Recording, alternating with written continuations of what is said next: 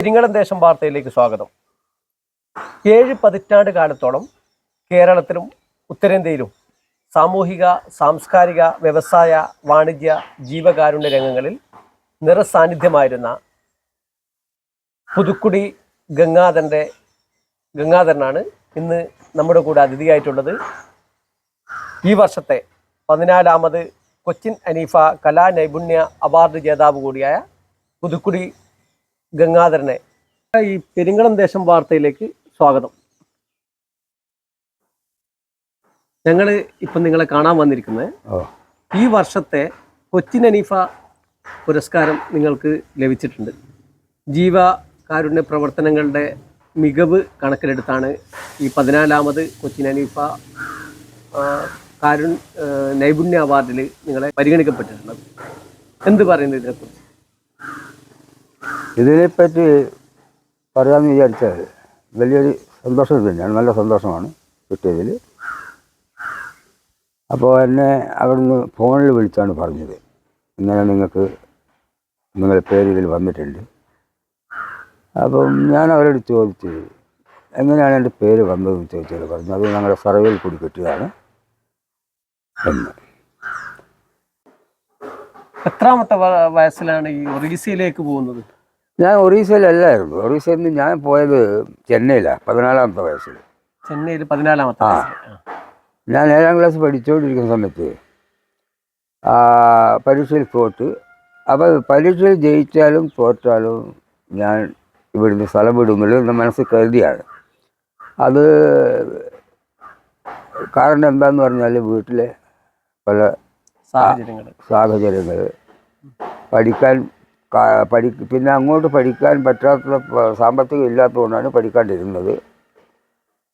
പക്ഷേങ്കിൽ എനിക്ക് പ്രാക്ടിക്കലായിട്ട് ഇത്രയും വർഷം ഞാൻ പല ആളുമായിട്ട് ബന്ധപ്പെട്ടും പല സ്റ്റേറ്റുമായിട്ട് ബന്ധപ്പെട്ടിട്ടുണ്ട്. ഇതുകൊണ്ട് എനിക്ക് പഠിപ്പിനാകട്ടെ മുകളിലാണ് ഇപ്പോൾ എൻ്റെ ഓരോ കാര്യങ്ങൾ നടക്കുന്നത്, പഠിച്ചിട്ടില്ലെങ്കിലും അന്ന്. അപ്പോൾ അതുകൊണ്ട് എന്താണെന്ന് പറഞ്ഞാൽ ഈ നല്ല പഠിക്കുന്ന കുട്ടികളെ 3 കുട്ടികളെ ഞാൻ പഠിപ്പിക്കുന്നുണ്ട്. ഒരു കുട്ടി PG കഴിഞ്ഞു സ്റ്റോപ്പാക്കി, ഒന്ന് ഡിഗ്രി പഠിക്കുന്നുണ്ട്. അങ്ങനെ വേറൊരു കുട്ടീനെ ഞാൻ പകുതി പഠിക്കുന്നതായിട്ടുള്ളത്. എങ്ങനെ പകുതിയിൽ അത് പഠിച്ചുകൊണ്ടിരിക്കുന്ന സമയത്താണ് പിന്നെ സാമ്പത്തികം തീരെ കഴിയാതെ വന്നപ്പോഴാണ് ഞാനത് ഏറ്റെടുത്തത്. അവനിപ്പോൾ ജോലിക്ക് ശ്രമിച്ചുകൊണ്ടിരിക്കുകയാണ്. അപ്പോൾ അങ്ങനെയുള്ള പല പ്രവർത്തനങ്ങളും ഞാൻ ചെയ്ത പ്രവർത്തനങ്ങളൊക്കെ എന്ന് പറഞ്ഞു കഴിഞ്ഞാൽ ഇപ്പോൾ ഇവിടെ അതിൻ്റെ കൂടെ ഈ പ്രായമായിട്ടുള്ള ആൾക്കാർ, ഞാനിപ്പോൾ തന്നെ ഞാൻ 9 സ്റ്റിക്ക് കൊടുത്തു കഴിഞ്ഞു അവിടെ. കാരണം ഞാൻ ഇതിലൂടെ നടന്നു പോകുന്ന സമയത്ത് ഞാൻ എൻ്റെ വടിയെടുത്തിട്ട്, എനിക്ക് പാർക്കിൻസൺ രോഗമുള്ളതുകൊണ്ട് ചില സമയം എനിക്ക് ബാലൻസ് കിട്ടാതെ വരുമ്പോഴാണ് ഞാൻ ഇപ്പോൾ സ്റ്റിക്ക് വെച്ചുകൊണ്ടിരിക്കുന്നത്. അപ്പോൾ അവിടെ നിന്നൊരു പ്രായമായിട്ടുള്ളൊരു സ്ത്രീ വളരെ കഷ്ടപ്പെട്ടിട്ട്, കാരണം അത്രയും പാവം എന്ന് പറഞ്ഞു കഴിഞ്ഞാൽ ഈ സ്റ്റിക്ക് വാങ്ങിക്കേണ്ട പൈസയില്ലാത്ത അത്രയുള്ളൊരു സ്ത്രീയാണ്. അപ്പോൾ ഞാൻ നടന്നു വരുമ്പോൾ ഈ വരമ്പ് പിടിച്ചിട്ട് ഇങ്ങനെ നടന്നു വരുവാണ്. നമ്മെ പിടി ഈ വഴി പിടിച്ച് നടന്നു വരുമ്പോൾ അതിൻ്റെ ശേഷമാണ് പിന്നെ ഇങ്ങനെ ഇത് പ്രഭാത സവാരിക്കിടെയാണ് സംഭവങ്ങളൊക്കെ. അപ്പോൾ അതും ഇപ്പോൾ ഇവർക്ക് അങ്ങനെയുള്ള ആൾക്കാർക്ക് ഈ 35ാം വാർഡിൽ നടക്കാൻ പ്രയാസമുള്ളവർക്ക് വടിയോ സ്റ്റിക്കോ അല്ലെങ്കിൽ വാക്കറോ വയോജനങ്ങൾക്കായിട്ട് എൻ്റെ അടുത്ത് വന്ന് അപേക്ഷിച്ച് ഞാൻ കൊടുക്കും. എത്രാമത്തെ വയസ്സിലാണ് ഈ ഒറീസയിലേക്ക് പോകുന്നത്? ഞാൻ ഒറീസയിലല്ലായിരുന്നു. ഒറീസയിൽ നിന്ന് ഞാൻ പോയത് ചെന്നൈയിലാണ് 14ാമത്തെ വയസ്സിൽ. ചെന്നൈയിൽ 14ാമത്തെ ഞാൻ 7ാം ക്ലാസ് പഠിച്ചുകൊണ്ടിരിക്കുന്ന സമയത്ത് പരീക്ഷയിൽ തോറ്റ്. അപ്പോൾ പരീക്ഷയിൽ ജയിച്ചാലും തോറ്റാലും ഞാൻ ഇവിടുന്ന് സ്ഥലം വിടുന്നില്ല എന്ന് മനസ്സിൽ കരുതിയാണ്. അത് കാരണം എന്താണെന്ന് പറഞ്ഞാൽ വീട്ടിലെ പല സാഹചര്യങ്ങൾ, പിന്നെ അങ്ങോട്ട് പഠിക്കാൻ പറ്റാത്ത സാമ്പത്തികം ഇല്ലാത്തതുകൊണ്ടാണ് പഠിക്കാണ്ടിരുന്നത്. പക്ഷേങ്കിൽ എനിക്ക് പ്രാക്ടിക്കലായിട്ട് ഇത്രയും വർഷം ഞാൻ പല ആളുമായിട്ട് ബന്ധപ്പെട്ടും പല സ്റ്റേറ്റുമായിട്ട് ബന്ധപ്പെട്ടിട്ടുണ്ട്. ഇതുകൊണ്ട് എനിക്ക് പഠിപ്പിനാകട്ടെ മുകളിലാണ് ഇപ്പോൾ എൻ്റെ ഓരോ കാര്യങ്ങൾ നടക്കുന്നത്, പഠിച്ചിട്ടില്ലെങ്കിലും. അന്ന് അപ്പോൾ അതുകൊണ്ട് എന്താണെന്ന് പറഞ്ഞാൽ ഈ നല്ല പഠിക്കുന്ന കുട്ടികളെ 3 കുട്ടികളെ ഞാൻ പഠിപ്പിക്കുന്നുണ്ട്. ഒരു കുട്ടി PG കഴിഞ്ഞു സ്റ്റോപ്പാക്കി, ഒന്ന് ഡിഗ്രി പഠിക്കുന്നുണ്ട്. അങ്ങനെ വേറൊരു കുട്ടീനെ ഞാൻ പകുതി പഠിക്കുന്നതായിരുന്നത്. എങ്ങനെ പകുതിയിൽ അത് പഠിച്ചുകൊണ്ടിരിക്കുന്ന ഈ സമയത്താണ് പിന്നെ സാമ്പത്തികം തീരെ കഴിയാതെ വന്നപ്പോഴാണ് ഞാനത് ഏറ്റെടുത്ത് അവനിപ്പോൾ ജോലിക്ക് ശ്രമിച്ചുകൊണ്ടിരിക്കുകയാണ്.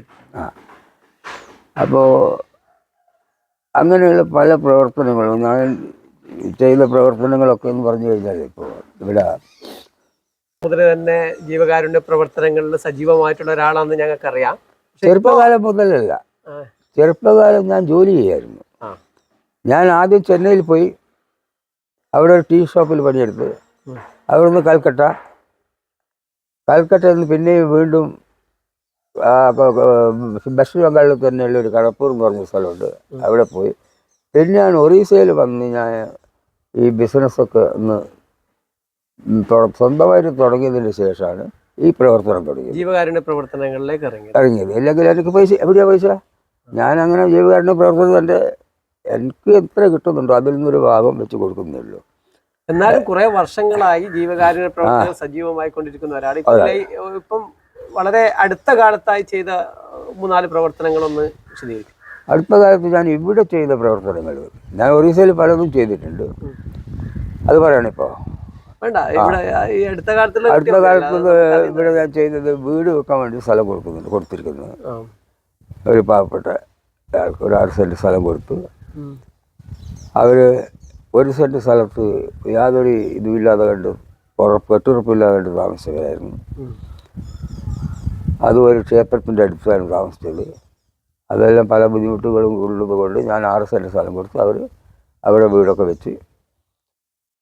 പിന്നെ ഈ വീട് എടുക്കാൻ വേണ്ടിയിട്ട് സാമ്പത്തിക സഹായം കൊടുത്തിട്ടുണ്ട് നമ്മുടെ ഈ പ്രദേശത്ത് തന്നെ. അത് 1-2 ആൾക്കൊന്നുമില്ല, പല ആൾക്കും എന്നെക്കൊണ്ട് കഴിയുന്നത് ഞാൻ കൊടുത്തിട്ടുണ്ട്. പിന്നെ പെൺകുട്ടികളുടെ കല്യാണം, ഒരു കുട്ടിയുടെ കല്യാണം പൂർണ്ണമായിട്ടും ഞാൻ ചെയ്തിരിക്കുന്നു. ഒരു പെൺകുട്ടിയുടെ, അതിൽ ഒരു കഴിവില്ലാത്ത കുട്ടിയാണ്. പിന്നെ വേറെ 3 കുട്ടികളെ പകുതി ഞാൻ വായിച്ചിട്ടുണ്ട്.